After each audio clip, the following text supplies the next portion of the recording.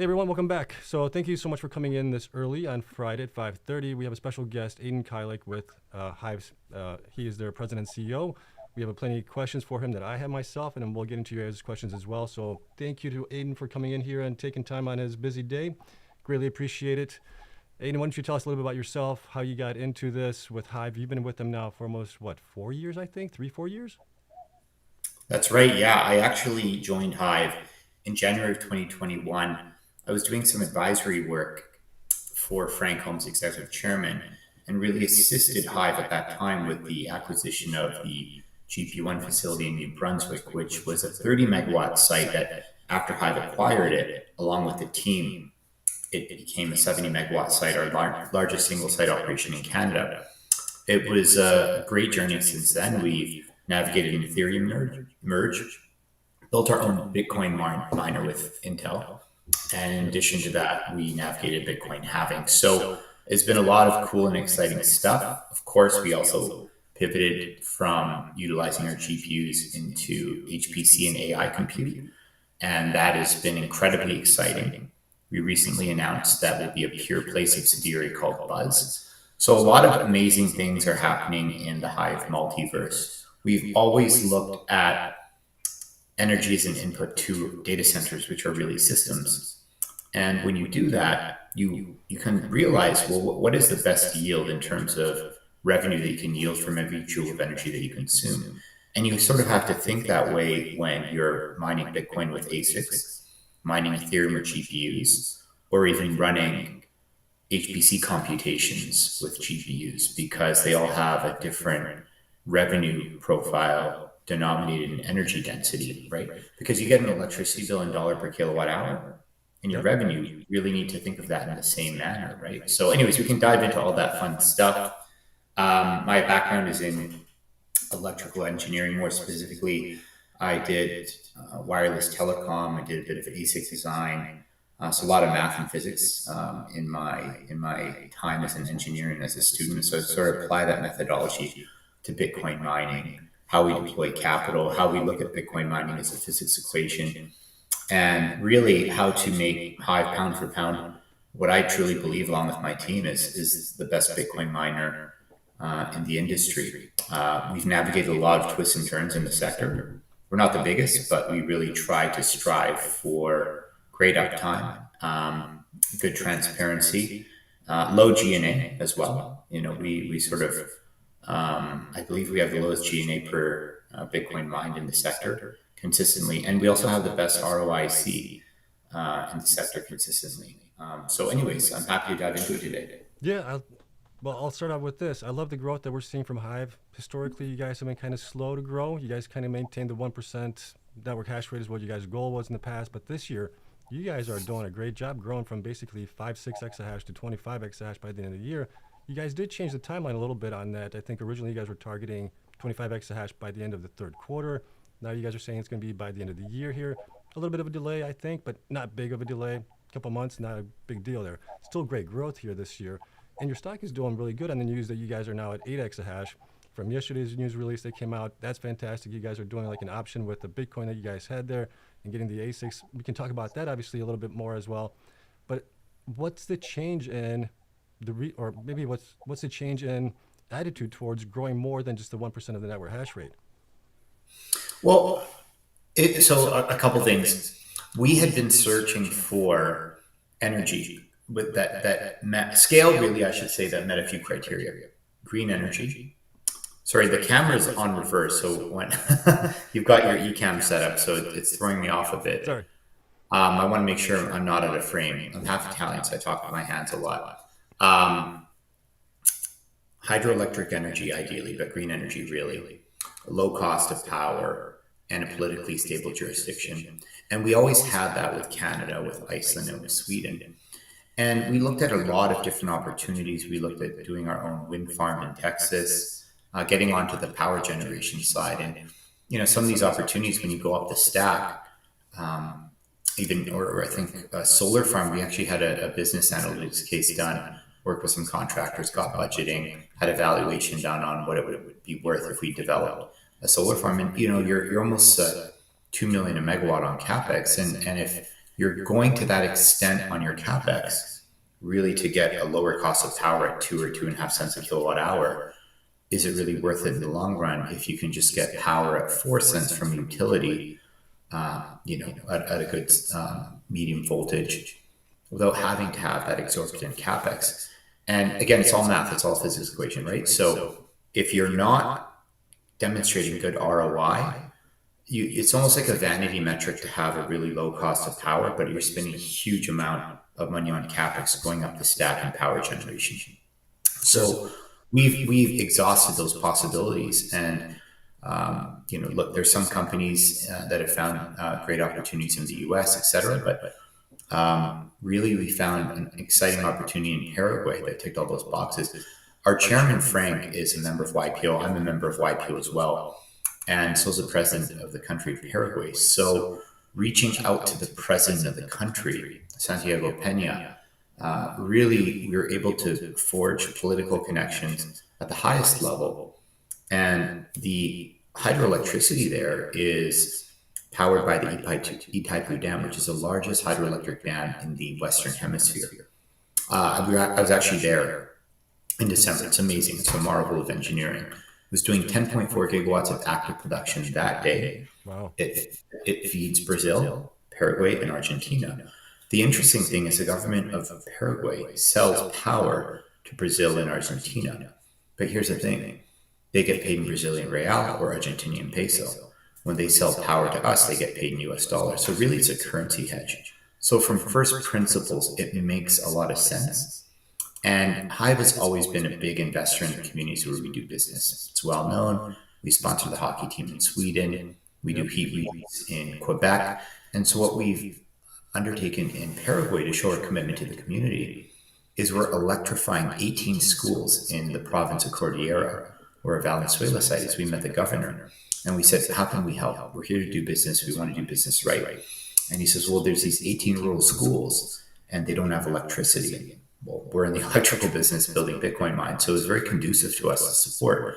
And thus far, we've electrified 8 of the 18 schools.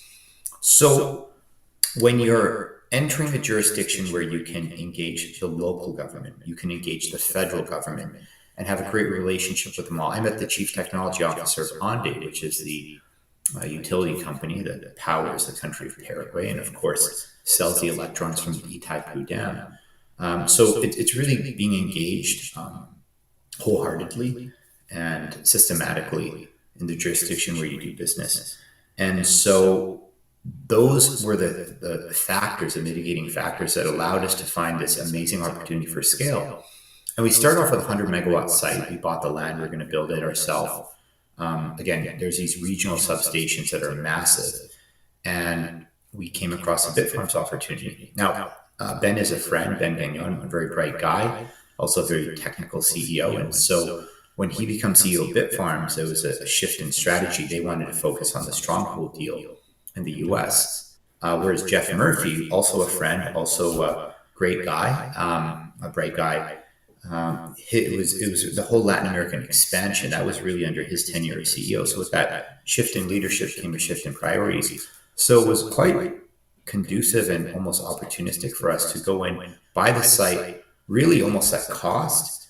And by the time we built out the 200 megawatt site in Iguazu, we bought it from Bitfarms when the first 100 megawatts was about 95% complete. And we're really big on ROI. When we deploy capital, is that capital going to perform? Frank, as you know, our executive chairman, is a money manager. He's been in capital markets over 40 years. So for him, it's all about, is your money performing? Definitely. And so, right? So when you go buy a facility at cost, 400 grand a megawatt is what our all-in cost on the land, the substation. You've got 100 megawatts of air-cooled buildings. You have 100 megawatts of hydro-cooled miners at Iguazu. It's incredibly attractive, right? So all of a sudden we went from 100 megawatts to a 300 megawatt footprint in the country of Paraguay. And by the way, this was tucked away in one of our press releases. We actually have 300 megawatts at the at the Iguazu site. So we're building 200. That's what that ramp up to 25 exahash is. But I was at the regional 1.2 gigawatt substation. Sebastian, like this stuff is it's another level. It's beyond industrial. Like this is like civic infrastructure, right? And they're happy to sell the power to us again. You know, they actually just had a ceremony, a party in Valenzuela in the region of our 100 megawatt site to announce a commissioning of the substation last weekend. And our country president, Gabriel Lamas, who was there with the country president, Santiago Peña. So they're very welcoming, right? You want to do business where you're welcome. And so that's another great reason that we're so thrilled to be in Paraguay. And when I was at that 1.2 gigawatt regional substation, it was massive. It was the biggest like I've traveled a lot. I've seen a lot of Bitcoin mines around the world. It was the largest substation I've ever seen. It was crazy. And we have our own exit bay dedicated that's named after our company and our local subsidiary company. The line, a 300 megawatt exit bay, is named after us, and so we've got up to that. Nice. And so yeah, so there's all this great growth potential. Our operating partners, our contractor, they're great. I've been down to Paraguay twice. I'm going down again in a few weeks. Super excited. So yeah, it's just been about scaling with intention. You know, Hive is. You guys typically are looking for these hydroelectric plants, right? I mean, that's kind of what your whole motto is, I guess, is going into those sites where there is plenty of hydroelectricity, get access to it, and work that way. So that kind of brings a couple questions from that alone. Number one is, you guys have posted a picture of security guards helping out with the shipment of ASICs. That got me thinking a little bit, maybe wrongfully so, but what's the political stability in that country, in our Paraguay there? And is there concern for, obviously there might be some concern for things being stolen. How much is the crime, a portion of your business, not really fear, but just concern there? Yeah, I'm glad you brought that up because it's funny. I saw your video and I saw that you questioned the photos. You're like, I might not have done that if it was me. But and that's why thank you for having me on the air. It's great to be here, by the way. We love your content, and we think you're an amazing analyst. Frank's actually a subscriber to your Patreon. So, you know, so thank you for welcoming us to have the dialogue. So we actually thought it would be great because it shows like those are state police, right? Like if you look closely, it actually says Itaipu. So, you know, that region has, you know, there's state police and regional police, state troopers, if you will. It's probably the best analog to think of it. So it's really showing how, you know, the regional government was welcoming. It's like, wow, these guys are investing and importing hundreds of millions of dollars worth of equipment. We're sort of rolling out the red carpet. It's like a police escort, like a procession.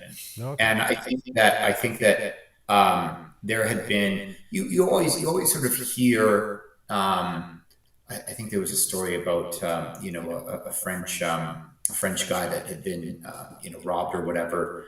And you know, just all over the world.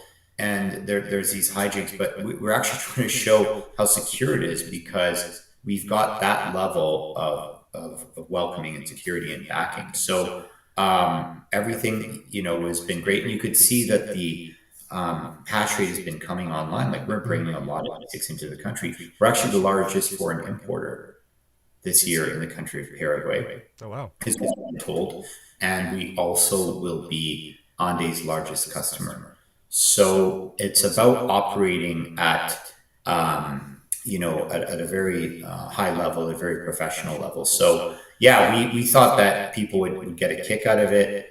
And yeah, it's just, I think if you're going to be having a lot of ASICs really anywhere, because when you look at the quantum, like just fun math, right? Fun math. If you go onto the Bitmain website and you look up what new generation miners, pick a model, doesn't really matter. Just rule of thumb, maybe $15 a terahash. We got them for cheaper than that, but anyways. Very nice. If you know, what's an exahash? An exahash is 1 million terahash. So every exahash is $15 million, right? So if you're growing from 6 to 25 exahash, you're bringing online almost 19 exahash. So what's 19 times 15, right? Like that's a lot. Yeah. So it's almost $300 million. And so you're bringing in hundreds of millions of dollars worth of ASICs into the country. And so it's just a good show of stewardship. We are managing shareholder capital. We also want to make sure that there's no delays and that things are imported, installed, and they're hashing in a good timeline. And by the way, we end of Q3 is end of September, and so in terms of the timeline, just providing I think sort of in the interim messaging, it was energizing. But to bring all the machines online sequentially, we just put it to, it's sort of October, November is the practical working target to have the full 25 exahash online. But in terms of energizing, it will be September. And similarly, we energized in April our first 100 megawatt site. And then you bring on miners every week. So we're bringing on an exahash every 2 weeks is what we forecasted to the street in one of our recent press releases. And so if you think about that, that is almost, so that's 2 exahash a month. That is almost like roughly, I mean, really rough math, right? 8 exahash, you're roughly 1% of the network. So when you bring on 1 exahash, you're bringing on half a Bitcoin a day of production, right? Yep. So 2 exahash per month is a Bitcoin per day of production, right? So we're adding on 30 Bitcoin per month of production every month over month. So we'll be at close to 10 Bitcoin a day of production by the end of the summer, which I think is really exciting. That's almost $1 million of daily revenue with Bitcoin being at 100,000. And yeah, difficulty might go up, but we also saw a big correction. We saw hash price sort of defend a floor in the low 40s. And I think, it's obviously better now. I believe it's closer to 55. So yeah, sure, network hash rate will go up, but just to give an indicative example of our production and where it's going to scale to, it's really exciting to be doing 10 Bitcoin a day, within a few months here. So I'm very stoked about that. And we also put in that press release that phase 2 is well underway. We get a lot of questions from analysts and really smart industry observers such as yourself. Where is the industry, phase 1, that's great. Okay, good. You're getting to 11.5 exahash. Amazing. What about phase 2? Well, we let them know the long lead time items, namely the containers. They've been shipped. They're going to arrive in early June. So we wanted to let the team, or really let the street know, and all the teams of analysts out there, that the infrastructure build is well underway. So I'm really excited about my visit down to Paraguay in June, and we'll be sharing photos and all sorts of fun content from there. That's great. And then when you talk about containers, you're talking about the containers that are liquid cooled from Bitmain, right? You guys are putting those in. Is that the case? Yeah, the S21 Plus. So we did announce in December a landmark purchase of 8.6 exahash of S21 Plus, 15 joules a terahash. And I believe in December, we did state that we got them for $14 a terahash, which was a phenomenal deal. It is, yeah. And you guys have an option to buy more, right, at that same price. Bingo, Yeah. right? Bingo. And so we didn't get too specific, but what we did say in our last press release, I really liked our last press release because we were waiting to really perfectly orchestrate the plan and then boom, unveil it. And so again, investment banking research analysts, they're like, okay, have you put deposits on the machines? Do you have orders for the machines? How's all that? Yes, it's all we've fully funded the 18 exahash. So what's 18 exahash? That's the first 200 megawatts. So phase 1, it's all in the press release, but just to summarize it for everybody, phase 1, the first 100 megawatts gets us from 6.5 to 11.5 exahash. Phase 2, the second 100 megawatts gets us from 11.5 to 18 exahash, and that'll be done July, August, right? And that's been paid for. The ASICs are coming in weekly, right? So that's a a flywheel, if you will. And that second phase are the Bitmain S21 plus Hydro. So when you look at 15 joules a terahash, $14 a terahash. For a guy like you that has really good Excel models, you know, the ROI profile on that is phenomenal. Yeah. Then you add on to the fact, like when we were underwriting that deal in December, I think we were after, we always use 5 cent cost all in, just to incidentals, electricity, right? Just good for your model. You could put 4.5, you could put whatever, but if you just use a conservative 5 cent OPEX, you know, and by the way, like just a note on that, I think that there's this culture of companies like hyper focusing on one thing, like, oh, you know, our energy costs one quarter was just, we have 2 cent Canadian power in New Brunswick right now, but that's one part of our portfolio. But I don't go around banging that drum, only saying that. And like, what about companies with cheap electricity, but like insane executive compensation, or like got like 300 employees? It's just kind of like, let's have an honest conversation, right? So anyways, put 5 cent in the model. I think it was like an 11-month ROI after costs, Sebastian, if you assume a 5 cent per kilowatt hour operating cost, which is amazing. Which is amazing, right? Like some of our peers buy, like there's two schools of thought in crypto mining, right? And tell me if you disagree, because like I enjoy the dialogue.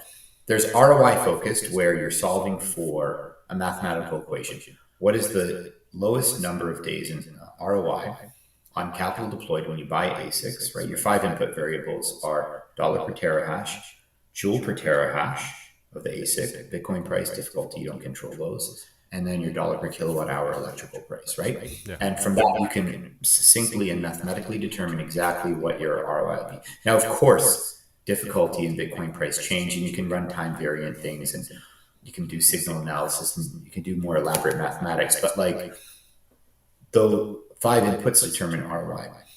And that's what we do, right? Because we really too. I mean, you got to include uptime in there as well. You could have everything else great there, but if your uptime is crappy, your ROI can be crappy. Yeah. And by the way, you know, we model 99% uptime because we're pretty much at 9. We have great uptime. But you're right. Yeah. So some guys, you know, might not have that 70, 80, 90% uptime. And so we really try to, because we grow by building, right? We reinvest mine Bitcoin into assets, right? We haven't taken on any expensive debt. And so we've grown very accretively. And so we've really tried to like stack our sats and scale sustainably, not just, you know, dilute like crazy, borrow expensive debt, you know, pledge. Like in 2022, you know, the Celsiuses of the world, the FTX of the world, think of all the like NIDIG, think of all the predatory lending that happened. Argo went bankrupt, CORZ Scientific went bankrupt. I mean that, like, no disrespect, like I think CORZ, Adam Sullivan, the new iteration of CORZ is incredible. But previous management, they went bankrupt, right? Like a lot of companies did. Yeah, they had a problem with the debt that they took on at that point, and Bitcoin going down in price definitely killed a lot of these guys. Exactly, and we didn't take any of that debt on, right? So efficiency isn't just our mindset. Sorry, isn't just our metric. It's like our mindset. You know, it's got to be the thing that drives you. Exactly, and so that's our school of thought. Now, the other school of thought is just print as much hash rate as possible, as much scale as possible. I remember a banking analyst, good guy, but this was a few years ago. He's like, you just need to put a bar chart showing your hash rate growth. And as long as you have a contract and partial deposits, I can take that and run with it. And so a lot of our peers that just pursued scale at all costs, you follow that. And you know, these are the guys that are buying the S19 XP or the S21 XP when, man, I remember in 2021, I think new ASICs in the bull market were going for like 80, 90, $100 a terahash. Yeah. People were paying for that. It was crazy. You're never going to ROI. Never. Like we've never bought XPs brand new. I think even now, like XPs are $22 a terahash or whatever, or $21.50 a terahash.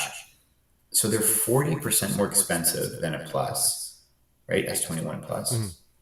But they're only 10% more efficient. It's just like, this is linear algebra. It's not that complicated. Like clearly people aren't doing the math, or they don't care because they're just like, it doesn't matter. Just give them another sugar rush. Retail investors are going to get pumped up. Like, whoa, they got the best new machines. and you're just going to overpay for your ASICs. You're not really going to ROI, and you just prematurely upgrade. But here's the thing, and you'll understand this, and please tell me if you disagree, but like, if you just get on that hamster wheel of like prematurely upgrading your ASICs, what can you do? Vanity metrics. You can make your gross mining margin look great because you always have the newest best machine with the best joule per terahash efficiency, right? We could just go upgrade our ASICs pull them off the rack.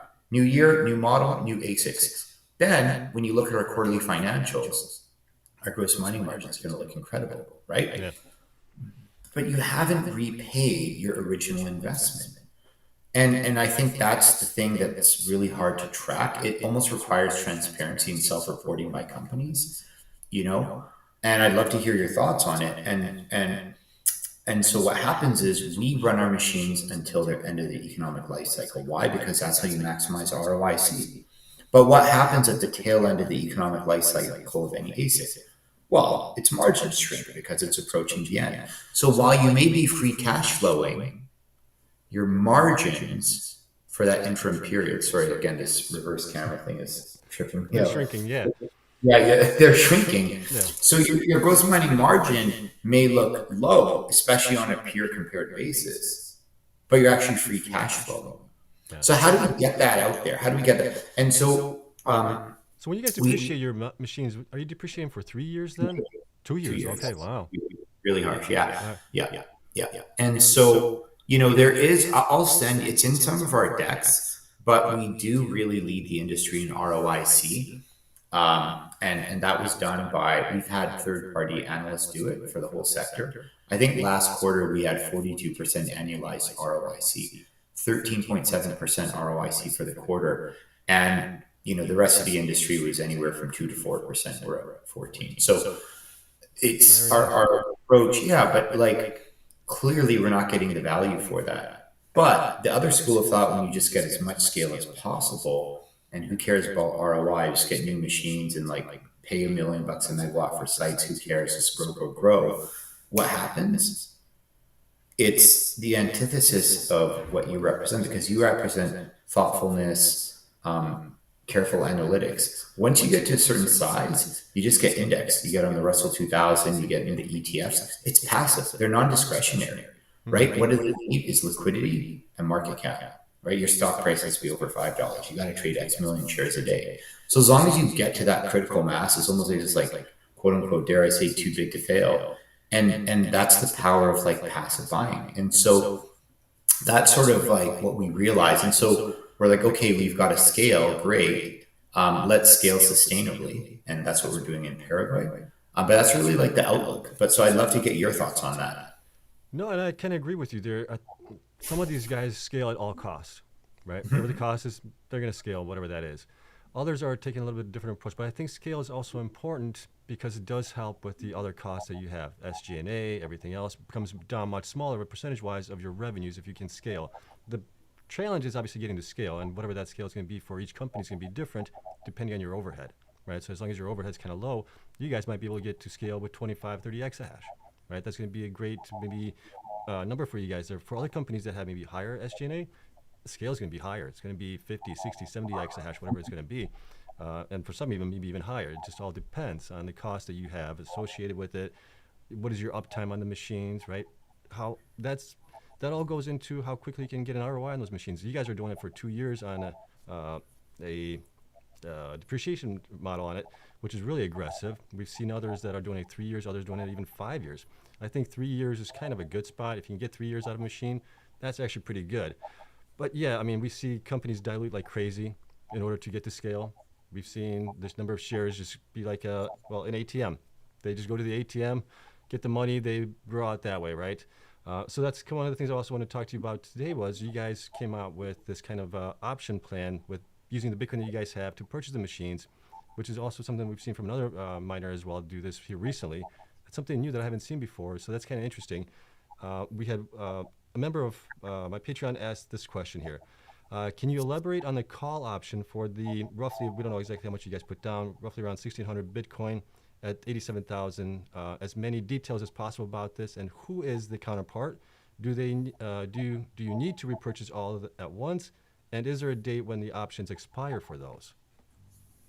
So this is an AMA, but I can only answer the things that I can answer, and I'll respectfully not answer things that we haven't disclosed. So we've got a very attractive deal. We're very proud of the deal, and there's aspects of the deal that we don't want to necessarily disclose. But what's most material is the $87,000 purchase price, and there's no debt, there's no interest that we're paying to hold this. I could say that the option window that we have to buy back the Bitcoin is substantively longer than our peers. One of our peers, I think recently there was a Minor Mag article that commented on, I'm not going to name any names, I think you've got a very astute and dialed in viewership, so I'll just talk categorically and I'm sure people would figure it out. Had a 3-month, and ours is longer than that. Time is money, right? And so we are obviously, with Bitcoin being at 103,000, it very much was an accretive and successful structure, so to speak. And we can't say who the counterparty is, because obviously then our peers would just love to go and try to ask them to do a similar sort of deal. But we looked at the whole industry. We talked to a lot of different types of counterparties, and we wanted to rebuild our HODL, right? Like our HODL strategy isn't just about Bitcoin; it's about conviction, discipline, long-term value creation. So, can we utilize that HODL in the interim to accretively grow and bring on our exahash and lower cost of capital, earn a better multiple in the capital markets, because we're targeting a $1.5 billion US market cap once we're at the 25 exahash, and then be able to buy back our Bitcoin at a lower cost of capital. That's the goal. That's the vision, right? Yeah. So if our goal is to get to 25 exahash and have a share price of, call it $10 and be a $1.5 billion market. I'm using rough numbers here, indicative, right? Trust me, I spend a lot of time doing very precise and detailed analytics in my spare time, and Excel, etc. But just broadly to explain how we see it is, if we can get our cost of capital down by scaling to 25 exahash, if our stock's $10 and we're a $1.5 billion US market cap company, and we can buy back Bitcoin at $87,000. I mean, where do you think Bitcoin would be at this fall? I think we're going to be probably closer to 125, 150. I agree, my friend. I agree. I think that the bull market hasn't truly shown up yet. I think that this go around, I think a true bull market would be anywhere from $80 to $120 petahash per day hash price. I think that on a cyclical basis, you look at last halving, we saw in 2021, the bull market, we saw hash price get as high as $300 to $400 a petahash a day. Now, obviously, with a commodification of hash rate, we produce more hash more cheaply. So, I think people have commented, it's usually 3 to 5x pre-halving hash price, right? So, all things and just adjusting for hash rate commodification, I think that, $80 to $120 hash price would be like the real bull market. We're at about 55 right now. So, I think 150 it would be great.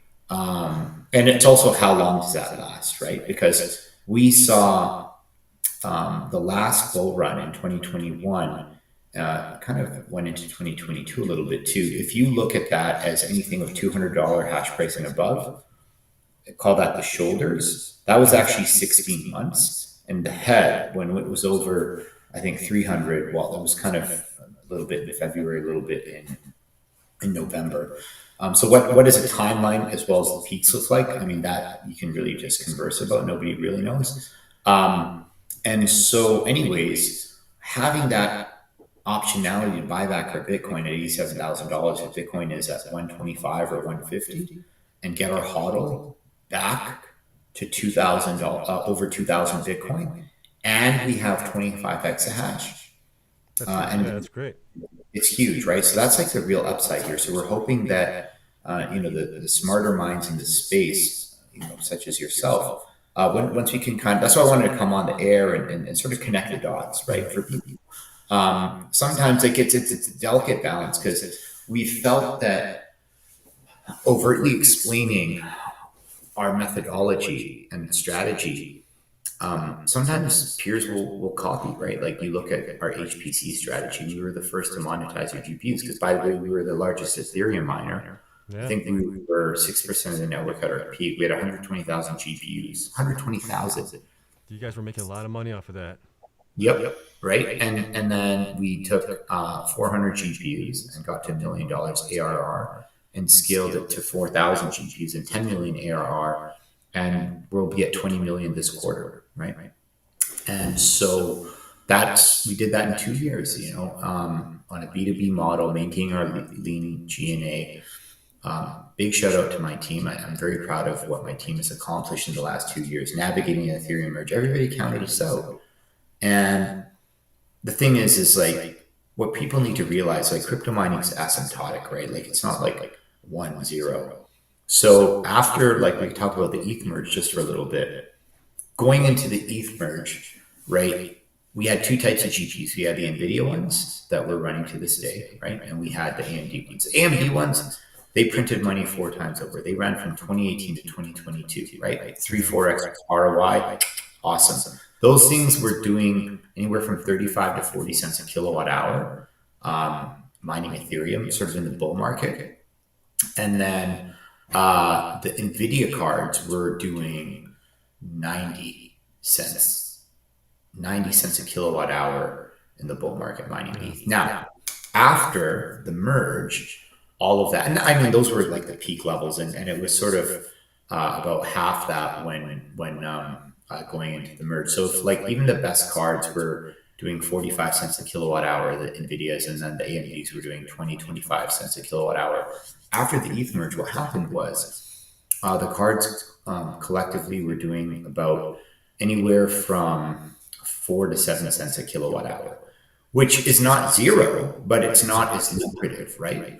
And so our NVIDIA cards are doing 7 cents a kilowatt hour. Well, guess what Bitcoin mining was right around then with new generation ASICs? It was like 9 cents a kilowatt hour. It wasn't that far off, right? And so you think about our cost base in Sweden, this is like before the energy tax, like our power cost is like 2 cents. We still had healthy margins, but people are like, oh no, they're done. It's like the Ethereum merge, like we never got a premium for it. So right away we started mining altcoin, like getting 7 cents a kilowatt hour. So pretty good. And then boom, we got into the HPC stuff. And we started earning on that $1 a kilowatt hour. It was even better than ETH mining, right? And then our peers started doing it. And so we built our own. One thing that people may have tried to copy, but they couldn't because it was really hard, but it was successful, was building our own buzz miner. We built an exahash worth of ASICs. They basically were S19J Pro equivalent, 110 terahash, about 30 joules a terahash. By the way, that was another one you were like, oh man, they told us buzz miners, but I had to look through my notes. It's 110 terahash. You are right, my friend. You're a very good analyst. Sorry, we should have put that in there to help clarify. To me, it's just like, it's a buzz miner. It's 110 terahash, 30 joules. Like, I know that, but not everybody off the top of their head will remember that. So luckily I had all my data. I'm like, okay, I know where these are. Put those back in. Those things are howling away. Right. And so, I think Intel gives an allocation of chips because we had green energy. That was a big condition precedent. So, and again, it was an allocation of actual ASIC chips. We call the block scale, and you have to do the system integration. Well, I worked in wireless telecom. I understand system integration. And, when I was a wireless telecom, we built broadband cellular devices, 14-layer PCBs, highly compact, highly complex. And so that's, factory engineering. Hardware design, firmware, it's multifaceted. And so we took that methodology. I hired a QA engineer from my wireless telecom days, flew him to China to the factory. We used Intel's reference design to optimize it very much. And we were the only one. I think it was Block, which is, Jack Dorsey's company. Argo went bankrupt, and then Grid, I think it was a SPAC deal, never saw the light of day. And none of them could pull it off and build a working system. And we built over an exahash. And those things have, we had 3 batches of them. 2 of the batches fully ROI'd. One of the batches is almost fully ROI'd, and we're going to send them all to Paraguay to just, because they're still profitable. So we're just like, we own them, right? Like we fully depreciated them. We literally just like you're literally leaving money on the table by not sending them to Paraguay. And by the way, we're looking at our capital allocation, which we do religiously. Like, we're very quant driven at Hive. And we were just like, okay, well, we have 30 megawatts of buzz miners that we could send, and we could have really, really good ROI and continue free cash flow. Let's do it. And it saves 27 million of capex if we just bought new gear, Sure. So that's why I Did you made use up all of them that you guys had? Are all those now in Paraguay?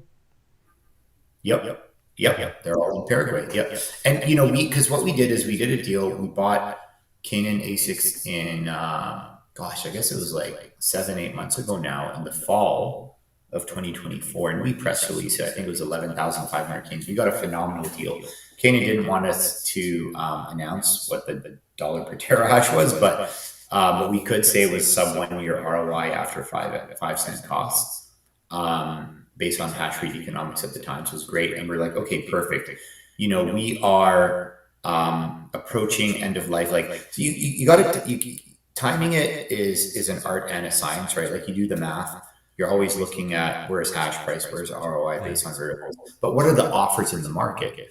And so sometimes you just got to strike while the iron's hot, and we're like, okay, let's buy these. So we bought them in 3 batches, totaling 11,500. We're like, you know what? We can upgrade our older machines, and if hash price comes back, then, because keep in mind, this is like post-halving 2024, hash price was not great. We're like, you know what? We'll upgrade them. We want to have healthy mining margins, great ROI on these A16. And our older ones, when hash price recovers, we'll be able to plug them back in, and boom, Paraguay comes along, send our buzz miners down there. So it worked out super nicely. And I think we're going to be doing really great margins. We're going to be mining a lot of Bitcoin. I'm excited to get the HODL back up. And so I don't know, any other questions we've talked about? I got a lot of questions, but I want to know how much time you got left. I don't want to hold you up too long. No. This is good, man. It's 4:17 p.m. in Vancouver. It's hopefully you have got more guys tuning in on the live. How many people are on your live stream right now? Does it say? Right now, 50. 50, awesome. So hopefully more people are dialing in. They're getting off work. They're enthusiasts. They love mining. I'm here to answer questions. Ask me anything. I hope I answered the questions for the guy who asked those. They were smart questions, by the way. Yeah, I think you did. I mean, you answered as best you could from what you are able to do. So that's all we can ask, right? I know there's some things that you are not able to share with us, which is fine. Other questions that are going back to the HPCI business. You guys in Q3 reported about, I think it was $2.5 million in revenue from high performance computing. Yep. We are still waiting, obviously, for Q4. I think that results are going to be coming up, I'm guessing, in a couple of weeks, because it's the end of the year, so those have to be audited and all that stuff. So basically, the 2.5 a quarter is 10 million annualized, right? Yeah. And so our fiscal year end is March 31st. And so we'll be announcing that on our filing deadline's end of June. So it'll be sometime before then that we file. So, give it 4 to 6 weeks. That's why there's that latency. A lot of our peers, I think, reported this week because they have this week and last week, yeah, because they have regular quarterly results. You guys have the fiscal year end. It takes a little longer to get that done. Exactly. So that's the difference there. And we did mention in a press release that we hit 13 million ARR. So we gave sort of an interim update in one of our production releases. But all I could say is we're well on our way. Our target is to hit 20 million ARR by end of June. And we are very much well on our way. I'd go so far as to say I think we'll be ahead of schedule on that. But stand by for the official announcement.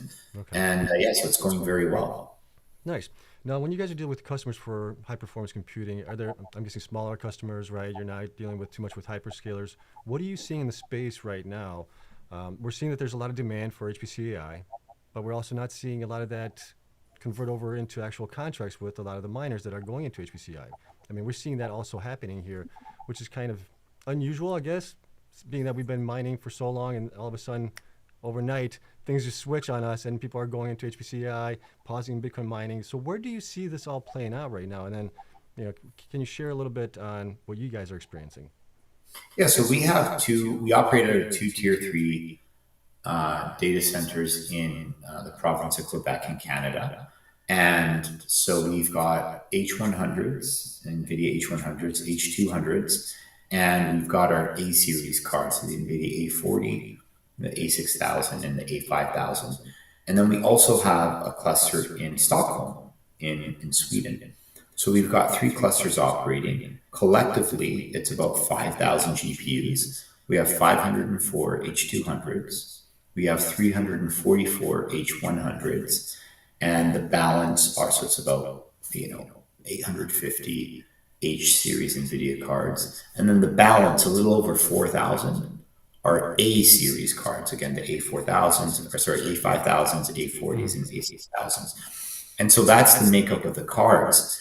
And like I said, I think it was a month and a half ago, before we even plugged in our H200, plugged in is an understatement. I mean, you build a cluster, you build the networking, there's InfiniBand. It's very different than Bitcoin mining. And they're physically different, right? Like they're not co-located. Like a Bitcoin mine, Frank always likes to say, he goes, a Bitcoin mine is like a Ford F-150 truck. It's rugged. And an HPC data center is like a Ferrari. It's very refined and polished. You've got redundancy, temperature control, etc. Yeah. So anyways, our Bitcoin mine is Lachute, which is an hour from Montreal, right? It's a town of Lachute. So 30 megawatt Bitcoin mine. It's an hour from where the tier 3 is, right? So physically different. And I think that's something important to note. I think that we actually are vertically integrated, right? We've built data centers, we operate data centers, we run our ASICs, we prop mine, we self mine. But we're also building and running the GPU clusters, right? Whereas I believe some of our peers are in the business of creating some tier 3 rack space. And really all you're doing at colo, like rates are whatever, I'm using really rough numbers here, 150, maybe $200 a kilowatt a month. It works out to something like 25 to 30 cents a kilowatt hour. And that's what you're selling. So the ROI on that, if you're spending 10 million bucks a megawatt on building tier 3 data centers, it's like an 8-year ROI. Now some guys are like, oh, but we could do it for cheaper. And we're like, okay, but like, you Vantage Compass, like these companies are like super professional. It's like roughly the market rate. And are you going to be able to deliver proper tier 3 with redundancy for much less than that? I mean, in some cases you can, right? I think companies like CORZ can. They're very proficient, and they got a huge power portfolio. And when you've got the high voltage and the distribution, the electrical stuff, you could do it for maybe like 5 to 8, which is what we're able to do at some of our sites. But then you're still really just selling colo. But the other thing is, okay, if you're selling co-location space for 25, 30 cents a kilowatt hour, and then who's renting? Okay, somebody's going to go rent the rack space and maybe build a GPU cloud or a conventional cloud. But if it's a GPU cloud, well, alluding to what I was talking about earlier in the currency of dollar per kilowatt hour, which again is, I think, the most pertinent way to measure your revenue, whether you're in the Bitcoin mining business or broadly the data center business. So H100s are doing, I would say, I mean, it depends if it's on demand. So we have a B2B model. We work with different GPU marketplaces, and we have bare metal contracts where we rent a cluster for, weeks or months at a time. But so if you got a fixed contract for 3 months or 6 months, the rate will be lower than on demand when you're renting it for hours or days. But anyway, so just really rough numbers. H100s are roughly $2 a kilowatt hour in revenue, and H200s are about $3 a kilowatt hour in revenue on demand. So you could see that it's much higher. It's an order of magnitude higher than selling the colo. But then you're also investing in the GPUs. So when you do all the math, you're somewhere in a 2 to 2.5 year ROI on your GPUs if you're actually renting the GPUs to people that are running AI compute, what have you. On a shorter time frame, right? If you get longer contracts, you're looking at maybe then having an ROI even longer, maybe 3.5 years on those potentially, because you're obviously decreasing the cost for that customer there a little bit as they give you a longer contract, right? Correct. And I think what's worth mentioning is that when you have new, like I heard through the grapevine, B200 renting for $7 an hour, a couple months ago. And so, like it's like a melting ice cube. It's a slower melting ice cube than Bitcoin mining, but like I think H200s, or I mean even H100s. The right now you could rent them for $2 an hour on demand, and I think fixed contracts are less, like $1.25 for 6 months, right? Something like that Yeah. to give you flavor. But 2 years ago, a year and a half ago, it was $3, right? So it was quite a bit higher. So whether you do, my point is whether you do it on demand or whether you do it fixed. If you do it fixed, you're locking in your price. You know your ROI is very predictable. You do it on demand, your margins will be higher, but that on demand price will atrophy with time. But roughly it's somewhere like a 2.5 year ROI. However, this is the big however, and that is the GPUs still have good market value. Like if you repay your GPU in 2.5 years on ROI after costs, the GPU is worth probably half of what you paid for it. You know what I mean? So there's still a lot of equity value. It's not like Bitcoin mining ASICs for like, oh shit, we bought them for $14 a terahash and we're going to sell them for $3 a terahash, which still is not zero. It's always asymptotic. People like, just seem to like, if when you do mathematics and you think of certain functions, an asymptote, something that approaches zero, never quite gets to zero.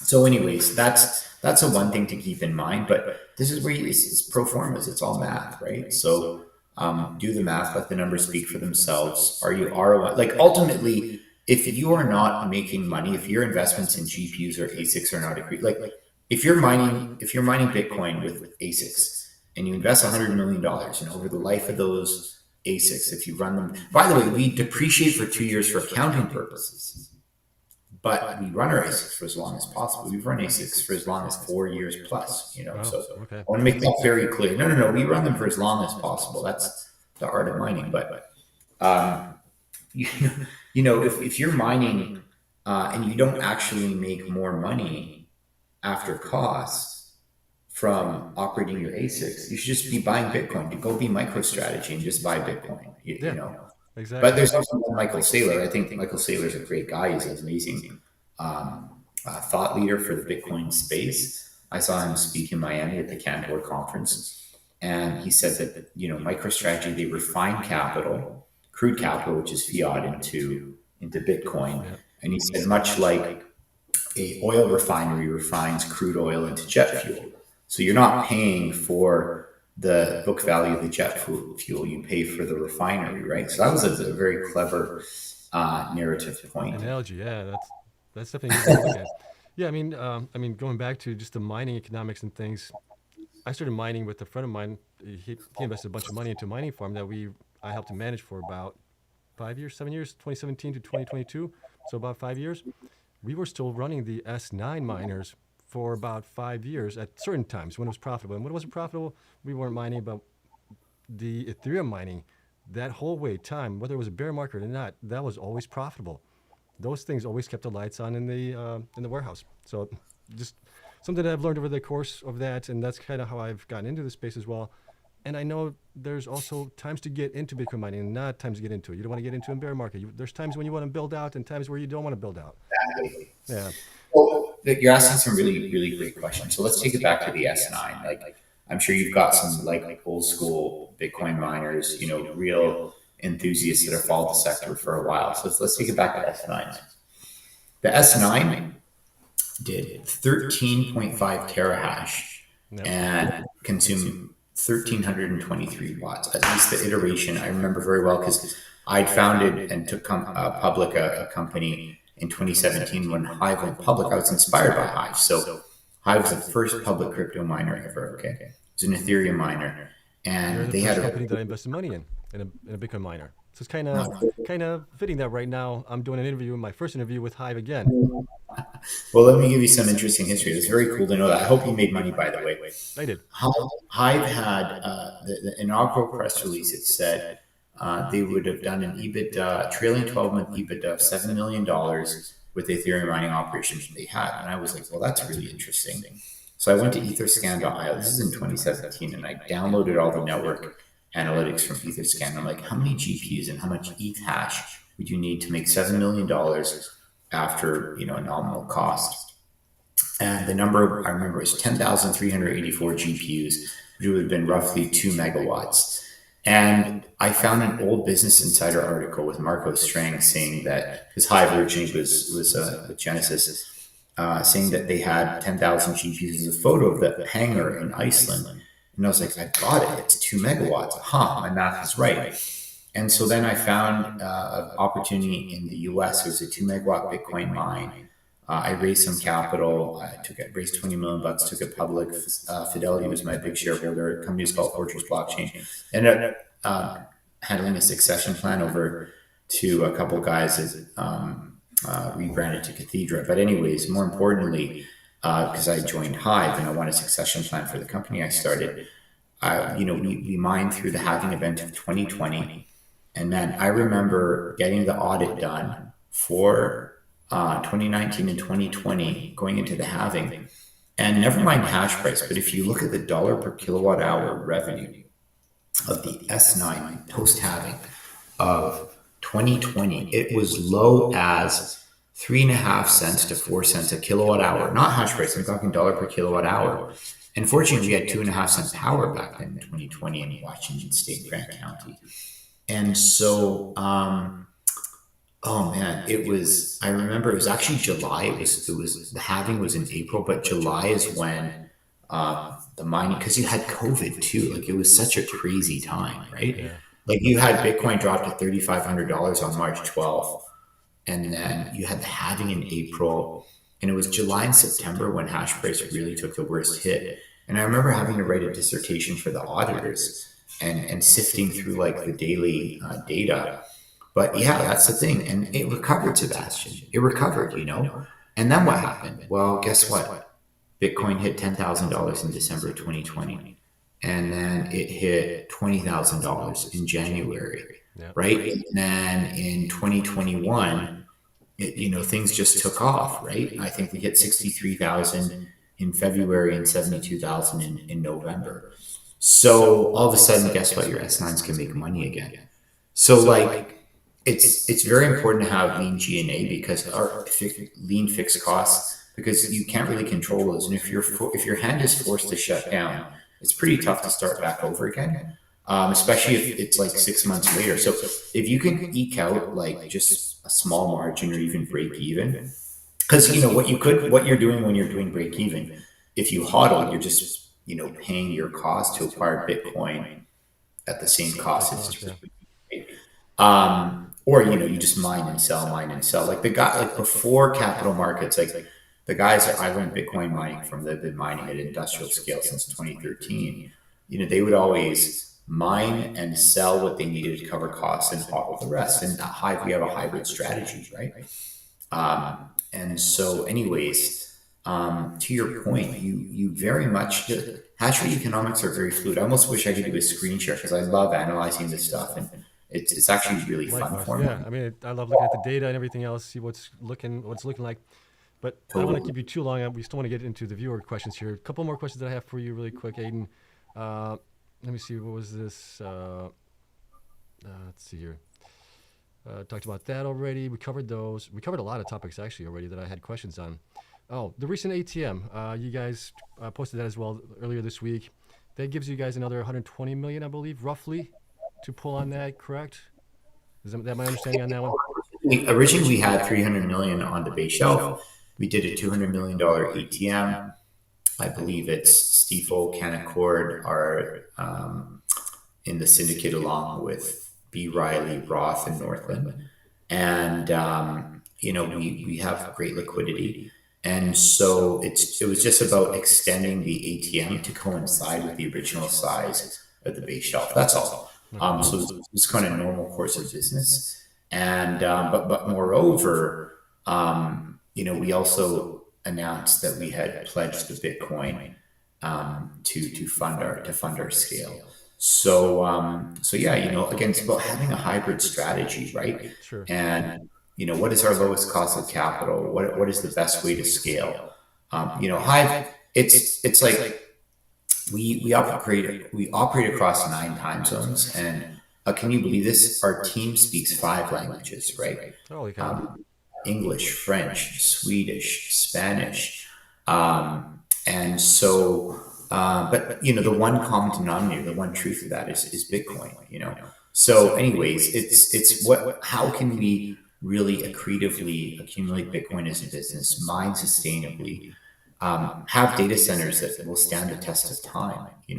Our facility in New Brunswick, or sorry, in Quebec, Rami, our site captain, he built that in 2016, 30 megawatts. Can you believe 30 megawatts in 2016? Wow. It was the largest facility in Canada for years, and still running to this day. So it's we have a built to last mentality at Hive. Again, we live it. We're the longest standing public crypto miner. But anyways, that's just a color for you. Other question is, what are your expectations on your cost to mine going forward? I know it's a little high right now, but you guys are definitely doing a much better job with getting newer machines in there, improving your joules per terahash.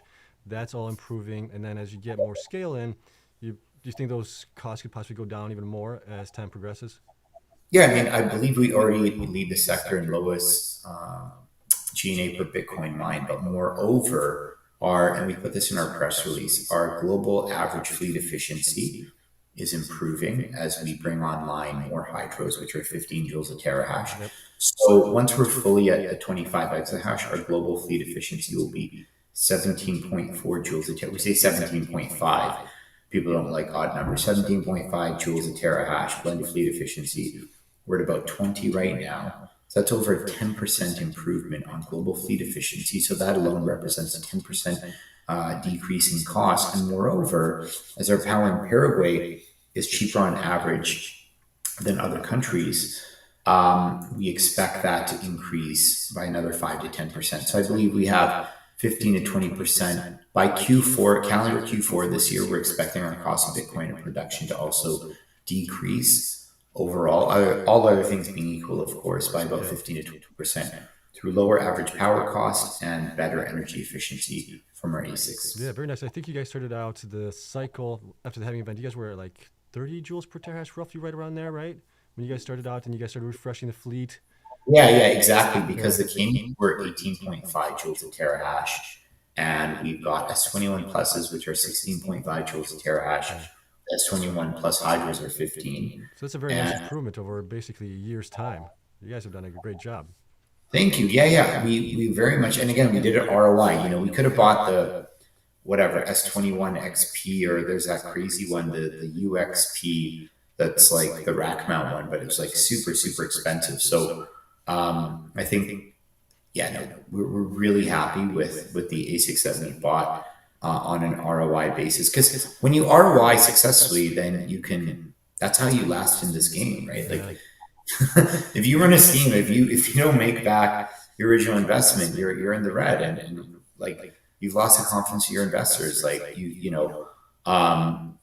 I think like sometimes, like I used to joke that the rearview mirror is broken in this industry. It's like, wasn't that long ago where companies were going bankrupt, right? And so people were very clever leveraging the ATMs after, but nothing is forever. So just because people were able to scale and raise a bunch of money through ATMs, can you constantly rely on that to continue to fund the business if you don't ROI on your investments, right? Exactly. You got to be able to get that ROI and be able to use the money that you're generating from Bitcoin to then fund your future improvements. Again, you got to refresh your fleet. Refresh your fleet, even if you don't scale, and you've got 200-300 megawatts of ASICs, and you don't you don't have the capital to refresh your fleet, you're going to be in trouble. What are you going to do at that point, right? Pull more on the ATM, dilute shareholders some more, right? I mean, what are they thinking they do? One other question that I have here for you is, what do you think of the cycle? Do you think it's going to be a different cycle than we've had in the past with Bitcoin? What if we get an extended cycle? I mean, are you seeing similar things playing out that way where it might be different? So I know the guys at the Satoshi Action Fund, they were doing a lot of campaigning. Tom McCarthy had reached out and mentioned that the 2 states, I think it was Arizona and New Hampshire, laws for strategic Bitcoin reserve. Yep. And the exact nuances, I think you could find online. Obviously, Trump has talked about strategic Bitcoin reserve how exciting is that? He wants America to be a hub. But it's one of those things that's been years in the making, right? Like I remember being at Empower in Houston. It's a cool. I think you'd like it. It's an industry insider conference, energy driven, and there's a guy on stage calling. He was like, "Bitcoin's the American electrodollar," and I love that. You think about how Bitcoin the U.S. dollar used to be backed by gold, and then it was sort of the petrodollar. And I believe it was a year or two ago, Saudi Arabia and Russia also transacted without the US dollar. So that sort of decouples. What is US dollar really backed by aside from its military? Well, guess what? Energy is with the backing of Bitcoin. That's what makes Bitcoin secure. That's what makes Bitcoin have real value. Is there's a cost to produce it. Yeah. Measure joules of energy. And you know better than anybody how to calculate the cost of the Bitcoin, which by obviously varies. It's a matrix. It's actually like a planar solution, but that's the thing about Bitcoin. And so I think now that at least at the federal and state level in the US, people are embracing that. I'm like, oh my God, we can utilize our stranded energy resources. You look at some of the value creation and economic rejuvenation in areas of the US that Bitcoin miners created. It's great, I've been to economically depressed towns, aluminum smelters that got shut down by Metal, the steel magnate. I remember it was in the Midwest. I was looking at an 82 megawatt site, and it was an old smelter. And so what happened was this one got shut down because he just wanted a monopoly, and Metal went in there and bought like 5, kept one, shut the other ones down. So like all the jobs disappeared. These towns have like no economic activity anymore. So I think Bitcoin mining is great that way. And so can it be an extended cycle? Can it be a new era of Bitcoin dominance? I think so. I think that there's more Bitcoin adoption more than ever. I mean, look, Bitcoin hit top 5 global asset by market cap recently, right? And it eclipsed Google, it eclipsed Saudi Aramco, it eclipsed Berkshire Hathaway in market cap, right? It's a $2 trillion asset class. So we all know gold is number 1. It's eclipsed silver, right? So definitely, I think, and now you've got the policy framework in place. They know how to tax it. They know how to track it. Governments are comfortable. Law enforcement's comfortable with Bitcoin. So yeah, definitely. I certainly think it can be a prolonged cycle for sure. That's kind of where I'm thinking. We'll see how it plays out, but I think we might be in an extended cycle where we do have these kind of 30% corrections in Bitcoin like we've seen last year. We saw it this year, and then we continue to go back up. But it's already different from where it was the prior cycles. We'll see on that one. And then the last final question from me, and then we'll get into the viewer questions, is any thoughts on opening up operations in the United States? Well, we've got our head office at San Antonio, and we had a party recently to commemorate the launch of that. We'd love to do business in the U.S. Our chairman, executive chairman, Frank Holmes, is in San Antonio. That's why we opened the office there. Our marketing team, we have some staff members that are based in San Antonio as well. Our board member, Dave Perel, he's in Minneapolis. So a lot of our board members and exec chairmen are in the U.S. We've looked at opportunities there. So stay tuned is all I can say. But, for Hive, if we can find clean power and our vision converges, then we're happy to build that sustainable infrastructure for the future. Yeah, no, I agree. Let me see. All right, so I'm trying to find some questions here from the users here really quick, and I do apologize for the noise upstairs. My kids just got home, and they're playing with the dog. Let me see here. Okay, I'm trying to get some questions here. All right. Sorry, I'm trying to find a question. Okay, here we go. This is from King Levy. He's asked, Hive's cost to mine at Bitcoin has been increasing. Are you expecting your cost to drop after the large build out? I think we already covered that. You said that you were expecting a 15 to 20% reduction in that. Yeah, and I would also add this, in New Brunswick, half our power is fixed and half is indexed, right? So you do have seasonably high power prices in the winter. And so right now we're seeing power prices in New Brunswick at 1 and 2 cents Canadian, right? So we're going to have much lower power prices. And New Brunswick our current, notwithstanding Paraguay, our global footprint is 130 megawatts. Well, half of that is New Brunswick, right? At 70 megawatts. So, we've got our fixed power costs here, so 37.5 is fixed in New Brunswick. The balance is index. And right now, this for the last couple of months, it's been 2-cent power, right? So yes, we are, and we want to also like limit that exposure to index pricing where it gets high. So we're looking at, okay, so if we can scale in Paraguay, and when it's winter in Canada, summer in Paraguay, well, it's all fixed in Paraguay. So we'll just reduce our consumption when the index prices are high in the winter, because we always have mind for maximum gross profit. So you have a day when it's power spikes. I'm going to give you a number. Say it's 10-cent Canadian power on one day. And that's expensive, but if you can mine profitably, we'll still do it. And so make your margin or your average power costs look high, right? Yeah. But we're still profitably doing it, right? Because we track everything very much mathematically, right? Like every watt counts when we mine Bitcoin. It's, we're looking at the certainty of math as long as, the conversion of energy into hash rate. But with the scale that we have in Paraguay now, we could reduce or load shed when there's high index power in New Brunswick.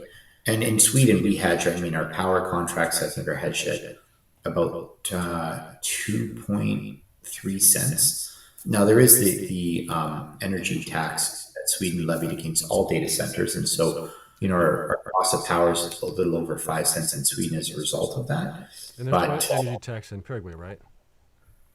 Nope. It was a 2.9 cent tax that they levied in Sweden in 2022, I believe it was. But we used to have like spot price in Sweden right now is it's like 0.1 on one of our morning huddle. It was 0.1 cents a kilowatt hour. Like it's really, really cheap, And so, but we hedge. We have fixed 30 megawatts of fixed power, and above that we get index in Sweden. And so at 0.1 cents a kilowatt hour, you add the energy tax, you're still 3 cents all in. So it's still very attractive on the spot. And then the hedge power, the 30 megawatts, you're paying about a little over 5 cents all in. Okay, perfect. Next question here, does Hive still own DFT shares? Yeah, I think that's in our financials. DeFi Technologies, I believe we do. Yep. And the last disclosure, I don't have off the top of my head, but that's always covered. Usually Darcy covers that when we do our earnings webcast. So look to Mr. Darcy DeVers, longest standing CFO in the entire crypto mining sector. That's it. Wow. Darcy's the man. Yeah, he's been. Congratulations to him. 2018. And Frank and I also have been the longest standing C-suite, either in a president or CEO role. Both Frank and I have been at the helm of a publicly traded crypto mining company since 2017. So, yeah, we're veterans, man. You're OGs there. Walk. Yeah. Next question here is, at what price is Bitcoin required for Hive to be profitable after 25 exahash? So I'm guessing, what is like the lowest price you guys could possibly be profitable with Bitcoin? So we really look at, we don't necessarily, because it's on what assumption, right? So like what difficulty, what network hash. So really, if you're at,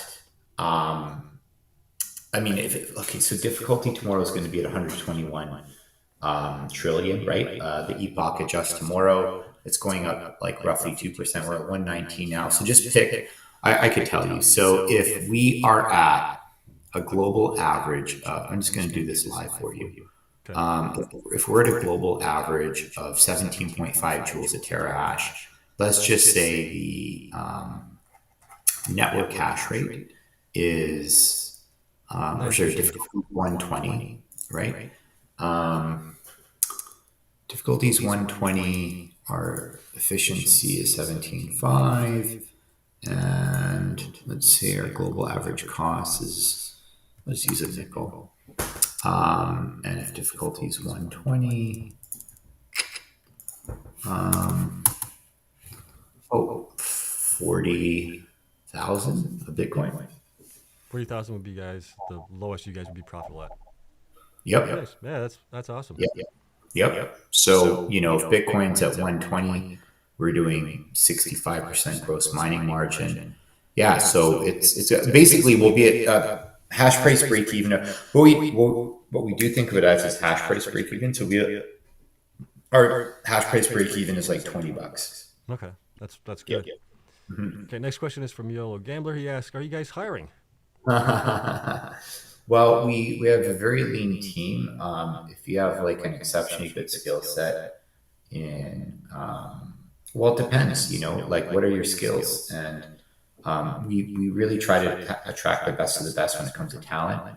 We huddle over 9 time zones every day. So we have a high performance culture. It's not easy working at Hive.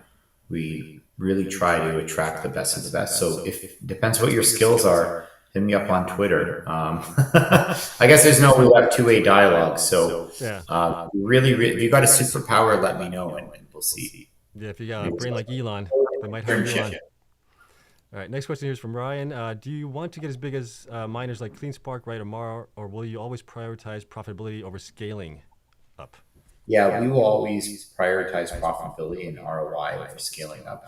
I mean, I think that there's a critical mass that we want to be at, which is big enough to be in, the indexes like Russell 2000 or some of the ETFs. And we will be there with north of $1 billion, really, is where we'll be. So that's a key inflection point for us. So at 25 exahash, we've had investment banking analysts run metrics where they're confident that we're in the 1.5 to $2 billion market cap range. And that's good enough for us. And then how creatively can we perform as a company and let fundamentals and profit and earning drive share price? And of course, having coddle, et cetera. Yeah, I would agree with that. And then next question here is, let's see, we talked about that, about U.S. plans. All right. What is the extended plan for Hive to be profitable after the 2032 halving? I think that's a too far way out of time frame to actually think about that right now. Well, I mean, I can speak to it broadly. Like our strength lies in steady growth. We're powered by clean energy, and we have an unwavering conviction. So, you look at what is your dollar per kilowatt hour revenue going to be, and so machines are going to get more efficient on a joule per terahash basis.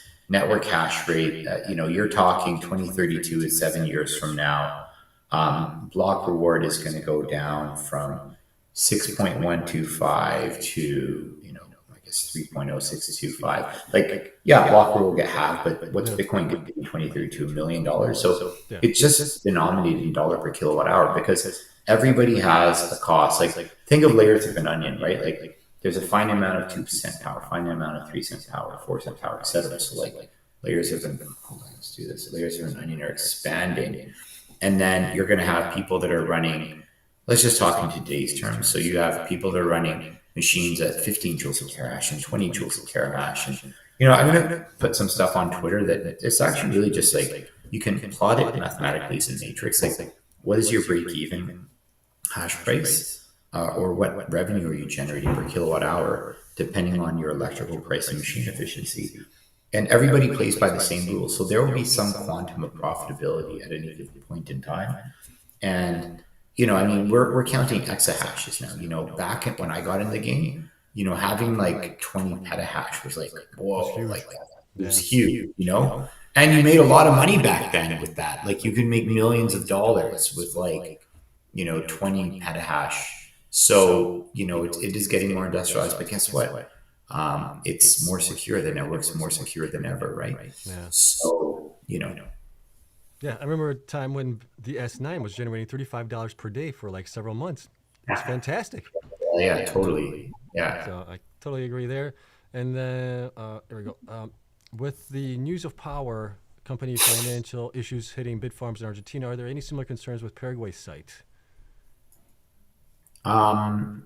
With the news of power, company financial issues hitting Bitfarms in Argentina. No, I mean different countries, different jurisdictions. Like Argentina gets power from Paraguay. I mean, you're kind of going straight to the source in Paraguay. Ande is who we deal with, and I'm sure Bitfarms will figure it out. But yeah, different country, different jurisdiction, and it's just a different economic landscape. Like Latin America it's like saying like, oh, are the forest fires in the Pacific Palisades going to affect, farmers in Idaho? It's just different. It's all U.S., but it's very, very different. Yeah. Okay, well, that's great to know. And then we got one more question here. How many employees does Hive have currently, and do they intend to maintain or add new hires? So our revenue per employee is 6 million. We employ contractors, right? So we have staff at data centers that are contractors, but our key employee count is under 20. And we have Maybe like basic management is under 20, and then everybody else is below that. Yeah. We have full-time staff, but that functions contractors. We don't want to be employers in, whatever, like 5 different countries, right? And I think they asked, are we hiring? So, I think the latest addition to our team that's been well publicized is, there's been 2. So Gabriel Lamas is our country president in Paraguay, and then Carlos is Anibal is our his deputy in Paraguay, and then of course on Buzz we have Craig Tavares on which will be the sort of pure play AI HPC. So we're kind of bifurcating the revenue streams. Hive will be Bitcoin mining, powered by green energy, and Buzz will be our HPC and AI business. So those are sort of the key hires that we've made. But if you have a superpower, hit me up on Twitter. But yeah, no, we just don't go hiring people willy nilly. And we've got a very hardworking team. We like our mission's clear, right? We want to maximize Bitcoin mining efficiency through hydroelectric power and smart capital allocation. And as part of that fiscal prudence is really just ensuring that we've got a team that embraces a high performance culture at Hive. So we haven't come this far by having like hundreds and hundreds of employees. I know some of our peers have, but look, man, when hash price drops, you want. But they also have, some of these guys have much bigger sites. I mean, they're talking about gigawatt sites they're building out, and they have their own teams on that doing that. So I kind of understand that a little bit, but I think it's also a little bit ridiculous at some point. Yeah, especially at the corporate level too. You know what I mean? Yeah. Oh, absolutely. And then Dynamite Uber's got a question here. Have you heard of the security budget ratio problem with Bitcoin, and how do you think it'll be solved? I haven't heard about that. No, I haven't. I mean, I could try to Google it quickly. Security budget ratio problem. Security budget ratio problem. That's a new one for me as well. Bitcoin. Let's see what comes up. Do the halvings Bitcoin security relative amount of protected roughly halves every 4 years? Transaction fees have not been rising enough. No, so I mean, like, what's going to happen eventually after 140 years? The block reward will go to 0, but it's going to be made up for by transaction fees, right? You have more adoption, more users, etc. And we've seen transaction fees rally to as much as 20 to 25% in the past. So that will all sort itself out. Does it actually go to 0, or is it going to be just 0.0001 Bitcoin that you're going to get a block reward? Well, that's a good. It's almost like Zeno's paradox. That's a good question. I mean, once the 21 million Bitcoin, which formulate the block reward, have been like there's a finite. I think the operating numbers that all the block reward will have been issued by 140 years from now. Okay. And ultimately it'll be driven by transaction fees. Yep. Yeah. So we need transaction fees to happen, but I think that's going to happen over time as we get more adoption, more use cases for Bitcoin, more ways to transact with it. That will come in time. But until then, I don't really worry about it. I'm going to be dead, long dead by then. By that time that happens. But my grandkids might have to worry about it. Yeah. And like the other thing too is like, I like to think of a brighter tomorrow, Bitcoin sound money. And I think that, with the Trump administration embracing it, it's, currency in El Salvador, it's crypto's legal in China again. Russia's pretty big on it. Apparently Bhutan mines. Sovereign powers are adopting Bitcoin as an asset class directionally. That's where we're going for sure. I think people just need to understand it better. But moreover, think of the technology, right? Like we've got all the layer 2 stuff. There's no block reward in Lightning. Like people are utilizing transaction fees, etc. So I think once you've got these layer two technologies that will drive more adoption, and now you can put data. I can remember, was it ordinals and runes? Yes. Casey Rodamore, he was at Bitcoin Asia, and it really was cool about that. It's like, hey, we can now put data on the Bitcoin blockchain, right? So I'm going to provide an anecdote. Maybe your viewers will find this interesting. I was in wireless telecom as a radio frequency engineer. I remember being in the laboratory, and this is like in the mid to late 2000s. Everybody's using flip phones. Remember the Motorola Razr? Oh yeah, I had one of those. T9 texting, right? You just like texting with 9 keypads. Yep. And all you could do is like take a crappy photo and text it to people. That's it, right? And what we used to call that back then was GPRS, right? And that was 2G. And then you had 3G, and then you had 4G. So we're in the lab, and we're developing 3 and 4G technology. We do streaming video. And we're like, who's going to use this? Like, we're a bunch of engineers. We're developing the technology. It's a super high-tech lab. We're like, but who needs this, right? It was just like, I would just ask myself, this is like for people in Japan that like watch TV on their phone. I don't know. Maybe they have some like fancy phones that can do that. And then boom, the iPhone came. Yeah. Everything changed, man. Behavior changed. The application layer came out. And so all of a sudden you had location-enabled services, Uber, Airbnb, and now society changed. So the movie called Blackberry is really good. It hits close home because of Canadian engineering. I watched it. That was a good movie. So good. And remember that quote? They went from selling minutes to bytes, right? That's what happened, right? Yeah. You don't get billed for how many minutes you talk on your phone. It's how many gigabytes. And how many gigabytes are on your phone plan, Sebastian? I have unlimited actually right now. There you go, right? I think mine's like some crazy number, like 100 gigabytes. And like, remember, like 10 years ago, it was like megabytes, right? So now you've had this exponential scale. So I think that is where things are going. Where one day, so we've got the rails, the technology is there to put data on the Bitcoin blockchain. And then eventually someone is going to think of something really practical and useful, and that will just drive more usage, right? And so guess what? You want to put data on the Bitcoin blockchain, it's not going to be a taproot wizard or some, funny picture, but it might be a way to memorialize information. And what will you do? You'll pay for that access. You're going to pay transaction fees. So it's the ecosystem, man. Bitcoin is great. It's awesome. I fell in love with it back in 2017, and I've been in it ever since. I hodl what I can, and that's going to be my plan going forward. Any concerns with quantum computing? I was looking into that when I first got into the space. You could Google Shor's algorithm and Grover's algorithm, and it contemplates exactly that, because like you have SHA-256 is the cryptographic system behind Bitcoin. And so Grover's algorithm contemplates how many qubits you need in a quantum computer before you could crack SHA-256.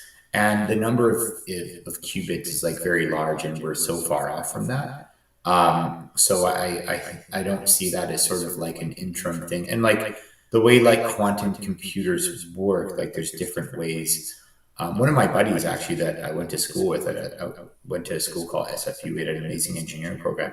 He's actually a senior director at Photonic now, so he works in quantum computing. But there's like different applications, and so I don't think directionally people are like developing quantum computers to try to hack SHA-256, and even if they were, the amount of qubits is so far off. I think there's other more practical things, and so short answer is no, but go read up on it. It's cool. I think you'll kind of satisfy yourself when you get a chance to read up on it. That's sure. And it's interesting what the technology is there, what potential is for it as well. But I think we're still a ways off before it gets hacked or be able to hack Bitcoin. So I'm not concerned with it right now. We might be a little bit more concerned in the next 5 to 10 years. But right now, I think we're still okay with it. But there's always a way to remedy that. I think the developers have already came out with a plan to combat that if that happens. So I'm not too worried about it. And then let's see. Okay, probably you can't answer this one, but we're going to put it up there anyways. Aydin, I own 15,000 shares. Should I buy more? Right, not financial advice as always. You can't speak to that. Well, first of all, thanks for being a shareholder. Bitchin82 is the username, I think. Yeah. And thank you for your support. I work for you, really. I'm out here. I'm a shareholder. You're a shareholder. So I believe that we are undervalued. I think that smart money looks at Hive. You see our upside. You see that we've got more growth than anyone in the sector. 4x growth this year. We're executing. We're putting out regular press releases.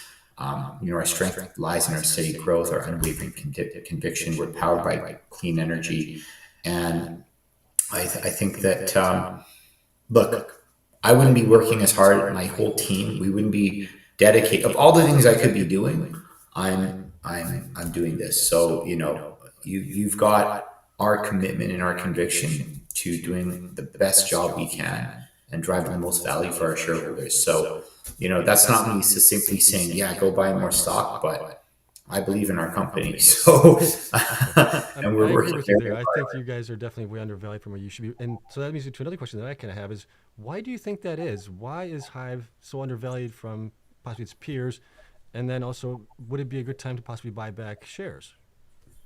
Yeah, so a couple things. So I think all those converts that were done in November, which we did not do. We didn't do the expensive debt in 2022, and we did not do those convert deals because those are really like long short, those are mechanisms for long short hedge funds, right? So like nobody is buying that convert for 1% coupon. It's like they're going short, right? This is a mechanism for hedge fund. That. Like we talked to all the banks. They told us the whole playbook. And it's read all the press releases. It's all there, Yeah. right?